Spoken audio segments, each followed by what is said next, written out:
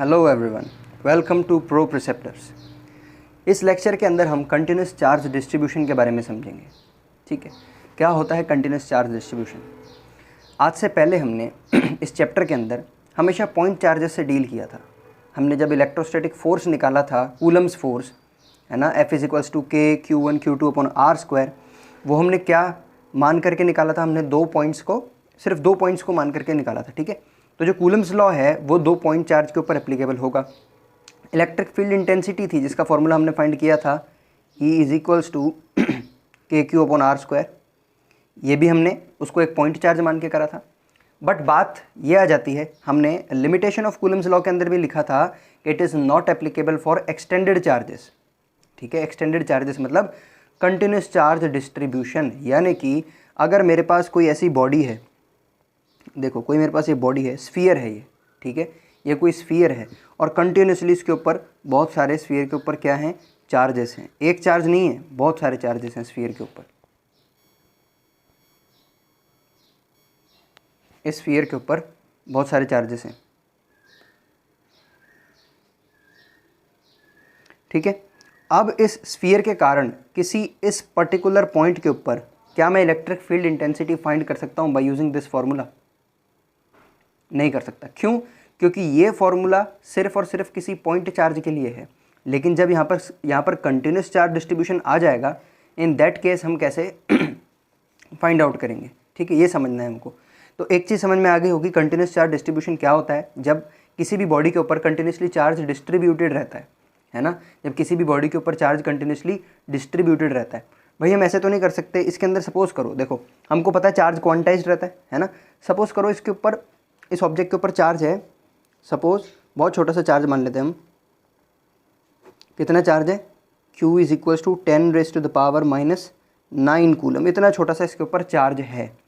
But है तो इतना छोटा सा, लेकिन इसके अंदर कितने हमारे इलेक्ट्रॉन्स होंगे या कितने पॉइंट चार्जेस होंगे वो हमको फाइंड करना है, क्योंकि ये फॉर्मूला सिर्फ एप्लीकेबल है पॉइंट चार्जेस के लिए। ठीक है, so we need to find how many point charges are present in this body. So for that we will use this formula Q=NE, ये वाला फॉर्मूला हम यूज़ करेंगे। ठीक है, और यहाँ पर Q की वैल्यू कितनी है? 10⁻⁻19। N यानी नंबर ऑफ पॉइंट चार्जेस, ये तो हमको फाइंड करना है। और यहाँ पर आ जाएगा E यानी कि चार्ज ऑन इलेक्ट्रॉन, 1.6 × 10⁻⁻19। ये देखो 9 है यहाँ पर, इस तरह से है। ठीक है, ये 10⁻⁻9 है और 10⁻⁻19 है। तो अगर मैं यहाँ से N फाइंड करूँगा तो अप्रॉक्सीमेटली मुझे 10⁻10 मिलेगा, यानी कि ये बहुत लार्ज क्वांटिटी हो गई, बहुत बड़ी क्वांटिटी हो गई ना, 10⁻10, यानी इतने सारे पॉइंट चार्जेस हैं। इसका मतलब मुझे इस फॉर्मूले को, जो हमने प्रिंसिपल ऑफ सुपरपोजिशन भी सीखा था, उसमें हम क्या करते थे? इस तरह से करते थे, के बाहर निकाल देते थे, Q/R, और इस तरह से समीशन करते थे लिमिट लगा करके, I=1 से लेकर के N तक करते थे ना। मतलब ये वाला पार्ट जो है, ये वाला कैलकुलेशन जो है, ये हम नहीं कर पाएंगे। अरे कहाँ प्रैक्टिकली पॉसिबल हो पाएगी? ये कैसे हो पाएगी? 10⁻10 टाइम्स। अगर मैं बोलूँ, जैसे मान लो इसके ऊपर 10 चार्जेस हैं तो 10 बार तुम प्लस कर लोगे। मैं बोलूँ 100 चार्जेस हैं, तुम 100 टाइम्स प्लस कर लोगे। मैं बोलूँ 1000 है, 1000 भी कर लोगे। बट 10⁻10 टाइम्स हैं तो हम प्लस कर पाएंगे क्या? नहीं कर पाएंगे। ये तो मैंने चार्ज इतना छोटा लिया था, देखो 10⁻⁻9 कूलम। अगर मैं 10 कूलम ले लेता तो कितनी ज़्यादा पावर आ जाती है ना। तो इस केस में मैं पॉइंट चार्ज मान करके कैलकुलेशन तो नहीं कर सकता। ठीक है, तो एक चीज़ समझ में आई, कंटिन्यूस चार्ज क्या होता है। दो चीज़ हमने पढ़ी। पहली चीज़, कंटिन्यूस चार्ज क्या होता है? जब किसी बॉडी पर कंटिन्यूसली चार्ज हमारा डिस्ट्रीब्यूटेड हो, उसको हम बोलते हैं कंटिन्यूस चार्ज डिस्ट्रीब्यूशन। ठीक है, और दूसरी चीज़ हमने ये समझी इसके अंदर, दूसरी चीज़ ये समझी कि जब कंटिन्यूस चार्ज डिस्ट्रीब्यूशन होता है तो हम ये डायरेक्टली ये वाला फार्मूला तो नहीं यूज़ कर सकते। तो अब समझते हैं कि अगर ये नहीं यूज़ कर सकते तो हम कैसे यूज़ करेंगे।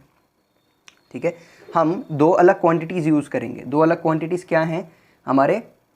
चार्ज डिस्ट्रीब्यूशन और चार्ज डेंसिटी। ठीक है, चार्ज किस तरह से डिस्ट्रीब्यूटेड हो रखा है इन बॉडीज़ के ऊपर। ठीक है, मैं पॉइंट लिख देता हूँ फिर समझ। तो देखो ये जो थर्ड चीज़ है वो मैंने लिख दी यहाँ पर कि depending upon the number of dimensions over which charge is distributed, मतलब कितनी डायमेंशन पर हमारा चार्ज डिस्ट्रीब्यूटेड है, उसके बेसिस पे हम तीन चीज़ें डिफाइन कर सकते हैं। वो तीन चीज़ें हमें इलेक्ट्रिक फील्ड या उस पूरे चार्ज के कारण फोर्स फाइंड करने में काम में आएंगी। वो तीन चीज़ें क्या हैं?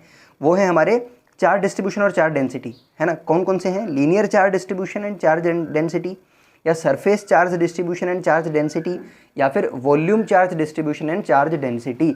अब ये क्या होते हैं, बारी बारी से इनको समझते हैं। नेक्स्ट पेज पर देखो, अब पहला अपन ने लिखा linear charge distribution and density. Linear charge distribution से सीधी सीधी समझ में हमको एक चीज़ आ जानी चाहिए कि लीनियर मतलब 1D ऑब्जेक्ट्स। इसके एग्जांपल क्या होगा लीनियर चार्ज डिस्ट्रीब्यूशन का? 1D objects. जब हमारा चार्ज किसी भी 1D ऑब्जेक्ट के ऊपर डिस्ट्रीब्यूटेड है, जैसे कि हम बात करें चार्ज ऑन अ वायर, है ना, चार्ज ऑन अ वायर, एक लंबी सी वायर है उसके ऊपर चार्ज डिस्ट्रीब्यूटेड है, तो वो कैसा चार्ज होगा? Linear charge distribution. Thin rod है, कोई थिन रॉड है, ठीक है, या फिर हम कह लें सरकमफेरेंस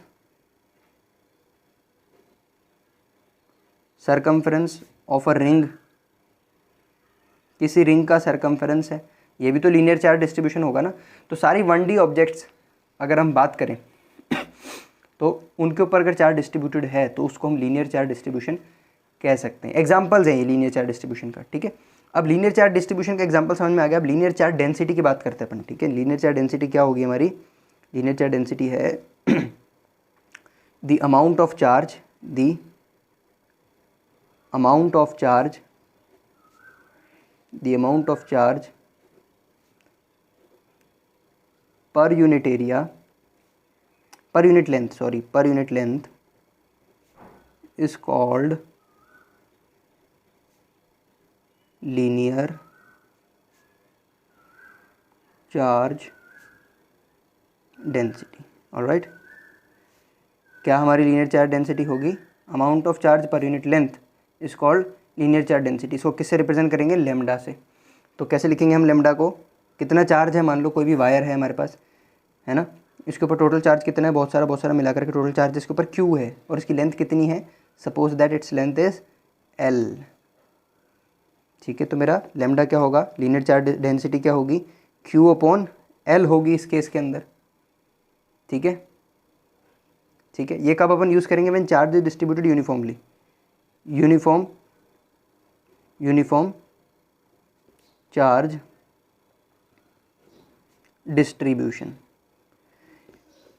यूनिफॉर्म और नॉन यूनिफॉर्म का मतलब क्या है? देखो, यूनिफॉर्म का मतलब क्या है? चार्ज यूनिफॉर्मली डिस्ट्रीब्यूटेड है ना, पूरी लेंथ पे यूनिफॉर्मली डिस्ट्रीब्यूटेड है। ये यूनिफॉर्मली लग रहा है ना, मतलब स्पेस बराबर बराबर है इसके अंदर। और एक नॉन यूनिफॉर्म का एग्जांपल ले लेता हूँ।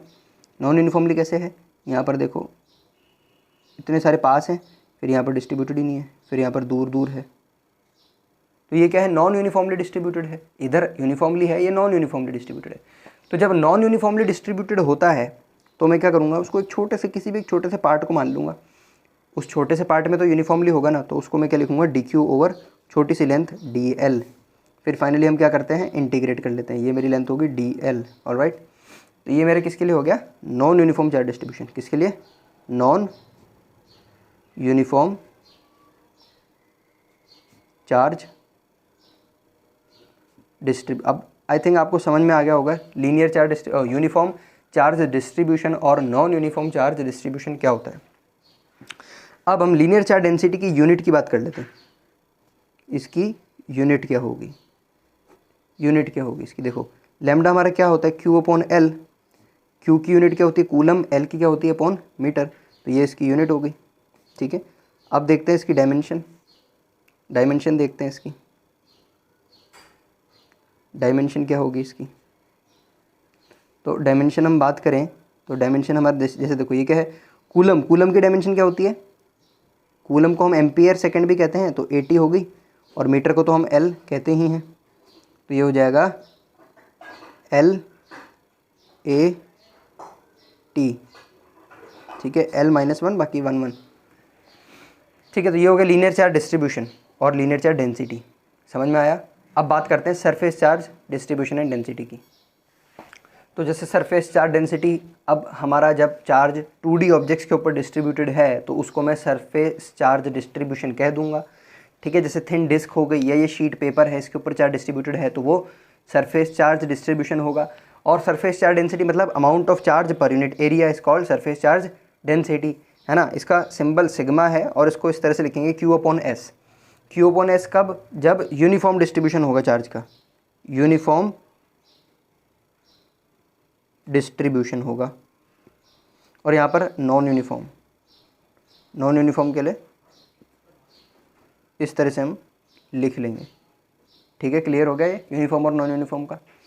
ठीक है, फिर अब इसकी यूनिट की अगर हम बात करें, यूनिट और डायमेंशन क्या होगी, तो यूनिट और डायमेंशन भी आप फाइंड कर सकते हैं। नेक्स्ट पेज पे समझते हैं यूनिट। हाँ, तो इस पेज पे देखते हैं यूनिट क्या होगी इसकी। देखो सिग्मा क्या होता है हमारा, चार्ज पर यूनिट एरिया। ये सरफेस मतलब एरिया है, ठीक है, हमने एरिया को ऐसे रिप्रेजेंट करा है, ठीक है ना।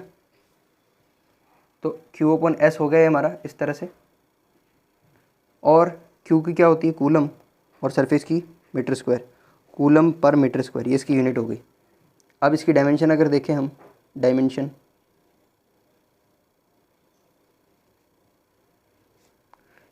देखें तो डायमेंशन कैसी होगी, वही कूलम की तो 80 होता है, एम्पियर सेकेंड होती है ना, और सरफेस की L2, ठीक है। तो इस तरह से बन जाएगा L-2A1T1, इस तरह से ये बन जाएगा। इस तरह से ये हमारी इसकी डायमेंशन हो गई, है ना। अब हम वॉल्यूम चार्ज डिस्ट्रीब्यूशन के बारे में पढ़ते हैं। तो वॉल्यूम चार्ज डिस्ट्रीब्यूशन के अंदर हमने देखा 3D ऑब्जेक्ट्स के ऊपर अगर चार्ज डिस्ट्रीब्यूटेड है तो वो वॉल्यूम चार्ज डिस्ट्रीब्यूशन कहलाएगा। यानी कि चार्ज ऑन सॉलिड स्फीयर या कोन या सिलेंडर, ये सॉलिड ऑब्जेक्ट्स है ना, तो इनके ऊपर अगर चार्ज डिस्ट्रीब्यूटेड होगा पूरे इनके अंदर, जैसे पूरा ये स्फीयर है ना, पूरे स्फीयर के अंदर चार्ज डिस्ट्रीब्यूटेड है, तो वो वॉल्यूम चार्ज डिस्ट्रीब्यूशन कहलाएगा। और उसकी वॉल्यूम चार्ज डेंसिटी की मैं बात करूँ तो amount of charge per unit volume हो गया वॉल्यूम चार्ज डेंसिटी। और जैसे इसकी डेफिनेशन है amount of charge per unit volume, ठीक है, इस तरह से हो गया। ये किसके लिए है, ये यूनिफॉर्म के लिए, यूनिफॉर्म चार्ज डिस्ट्रीब्यूशन। और ये मेरा हो जाएगा dQ/dV फॉर नॉन यूनिफॉर्म, ठीक है। इस तरह से ये हमारा दोनों के फॉर्मूले मैंने लिख दिए हैं। अब हम बात करें डायमेंशन और यूनिट की, तो बहुत ही सिंपल है, आपको आती ही है। अरे अब तो बिना देखे बता सकते हैं ना। यूनिट क्या होगी इसकी, कूलम पर मीटर क्यूब होगी, कूलम पर मीटर क्यूब, ठीक।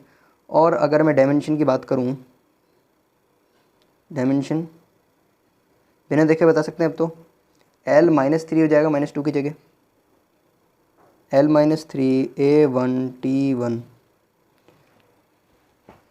तो इस तरह से डायमेंशन इसकी हो जाएगी, ठीक है। तो ये थे तीनों हमारे चार्ज डिस्ट्रीब्यूशन है, linear charge distribution, surface charge distribution और वॉल्यूम चार्ज डिस्ट्रीब्यूशन। अब इनकी हेल्प से हम अब इलेक्ट्रिक फील्ड फाइंड कर सकते हैं, ठीक है। इनकी हेल्प से अब हम इलेक्ट्रिक फील्ड किसी भी पॉइंट के ऊपर फाइंड कर सकते हैं। तो देखते हैं। तो ये जो पार्ट है electric field due to continuous charge distribution, है डायरेक्टली हम नोट्स में से देख लेते हैं, क्योंकि थ्योरी है ये, इतना ज़्यादा एक्सप्लेन करने की इसमें हमको मतलब सिर्फ एक्सप्लेन करने की ज़रूरत है, कुछ लिख करके बताने की ज़रूरत नहीं है, ठीक है। तो देखते हैं। To find electric field due to continuous charge distribution we use following steps. कैसे हम यूज़ करेंगे, कंटिन्यूस चार्ज डिस्ट्रीब्यूशन की मदद से हम इलेक्ट्रिक फील्ड फाइंड करेंगे कैसे, ठीक है। तो देखते हैं। सबसे पहले क्या है, in continuous charge distribution we assume that whole charge Q is made up of small infinitesimal charges dQ।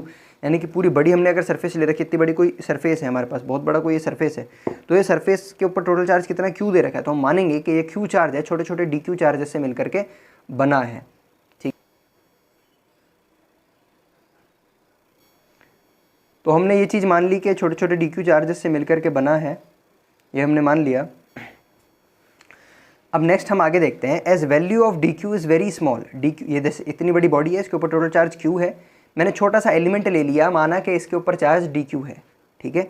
As value of dQ is very small so we can assume this as a point charge. तो अब हम इसको point charge मान सकते हैं, क्योंकि dQ मैंने बहुत छोटा ले लिया, तो अब मैं इसको पॉइंट चार्ज मान सकता हूँ। और अगर अब मैं पॉइंट चार्ज मान सकता हूँ तो पॉइंट चार्ज वाला फॉर्मूला भी लगा सकता हूँ, KQ/R², ठीक है। वेक्टर लगाया तो यहाँ पर R कैप आएगा, इस तरह से समझ सकते हो ये आप, ठीक है। सब हमने पहले अच्छे से समझा हुआ है ये, तो इसलिए अब मैं अब लगा सकता हूँ, है ना, पॉइंट चार्ज वाला फॉर्मूला। पहले नहीं लगा सकता था क्योंकि वो पूरा कंटिन्यूस चार्ज था और ये सिर्फ पॉइंट चार्ज के लिए। अब मैंने फॉर्मूला लगा लिया, ठीक। अब मैं क्या करूँगा, now we find the value of dQ in the form of charge densities. हम जानते हैं लीनियर चार्ज डेंसिटी है तो dQ/dl है, सरफेस चार्ज डेंसिटी है तो इस तरह से है, वॉल्यूम चार्ज डेंसिटी है तो इस तरह से है। यहाँ से मैं dQ की वैल्यू फाइंड कर दूंगा, ये सरफेस, जैसे मेरी ये सरफेस चार्ज डेंसिटी है, अगर मान लो लीनियर सरफेस होती है, कोई लीनियर चार्ज डेंसिटी होती है, लीनियर चार्ज डिस्ट्रीब्यूशन होता तो मैं ये वाली वैल्यू पुट करता। अगर ये वॉल्यूम चार्ज डिस्ट्रीब्यूशन होता तो ये वाली वैल्यू पुट करता डी क्यू की। ठीक है, तो अब हम क्या करेंगे, हम सिंपली जो यहाँ से डी क्यू की वैल्यू निकली थी उसको ये ऊपर वाले के D Q by R square वाले फॉर्मूले में यहाँ पर पुट कर देंगे in the terms of linear charge densities या फिर सरफेस चार्ज डेंसिटी या फिर वॉल्यूम चार्ज डेंसिटी। ठीक है, लीनियर चार्ज डेंसिटी के अंदर इस तरह से हम पुट कर सकते हैं, लेमडा डी एल लिखेंगे, इसको सिग्मा डी एस, इसको रो डी वी लिखेंगे। ठीक है, इस तरह से हम डी ई की वैल्यू फाइंड कर सकते हैं। अब ये तो सिर्फ एक छोटे से एलिमेंट के लिए थी, है ना, पर अगर पूरे सरफेस के लिए मुझे इलेक्ट्रिक फील्ड फाइंड करनी होगी तो मैं इसको इंटीग्रेट कर दूंगा। ठीक है, अब इंटीग्रेट करके किस तरह से, तीनों को ही मैं इंटीग्रेट करके यहाँ पर बता देता हूँ। अगर मैं लीनियर चार्ज डेंसिटी वाले को इंटीग्रेट करूँगा तो के और लेमडा बाहर आ जाएगा और डी एल का हम इंटीग्रेशन करेंगे। तो अगर लीनियर चार्ज डेंसिटी को मुझे इंटीग्रेट करना होगा तो इस तरह से मैं इंटीग्रेट करूँगा, के और लेमडा जो है वो बाहर आ जाएंगे और अंदर डी एल बचेगा। ठीक है, इसके अंदर के और सिग्मा बाहर आ जाएंगे, इसके अंदर के और रो बाहर आ जाएंगे। ठीक है, इस तरह से हम इंटीग्रेट करेंगे। इसको हम लाइन इंटीग्रल की तरह से करेंगे, इसको सरफेस इंटीग्रल, इसको वॉल्यूम इंटीग्रल। लाइन, सरफेस और वॉल्यूम इंटीग्रल ये हमारे मैथमेटिक्स के स्टूडेंट्स को पता होगा और हमको बहुत ज़्यादा इसके अंदर डीपली जाने की भी इतनी ज़रूरत नहीं है। ये सिर्फ मैंने ये जो नोट्स में से दिखाया ये सिर्फ एक वर्किंग रूल था कि किस तरह से हम इसके ऊपर काम कर सकते हैं। इस तरह के क्वेश्चन, इससे रिलेटेड जो क्वेश्चन है ज़्यादातर हमारे कॉम्पिटिटिव एग्जाम्स में आते हैं। और अगर हम सीबीएसई की बात करें तो ये पूरा प्रोसेसर हमारे सीबीएसई के सिलेबस में नहीं है। ठीक है, ये सिर्फ नॉलेज के लिए मैंने बता दिया। बाकी हमारे जो आएगा, ये जो हमने लीनियर चार्ज डेंसिटीज़ और डिस्ट्रीब्यूशन पढ़ा, इसका हमारा यूज़ आएगा गॉस लॉ की एप्लीकेशन में। ठीक है, तो वहाँ तक जाने से पहले हमें गॉस लॉ पढ़ना पड़ेगा। तो गॉस लॉ देखेंगे नेक्स्ट लेक्चर के अंदर और उसके एप्लीकेशन के बारे में भी हम डिस्कस करेंगे। हमारे सिलेबस में 3 है, हम सब डिस्कस करेंगे। मिलते हैं नेक्स्ट लेक्चर के अंदर। अगर ये वीडियो आपको पसंद आई तो ज़रूर लाइक करें, चैनल सब्सक्राइब करें। तब तक के लिए thank you and good bye.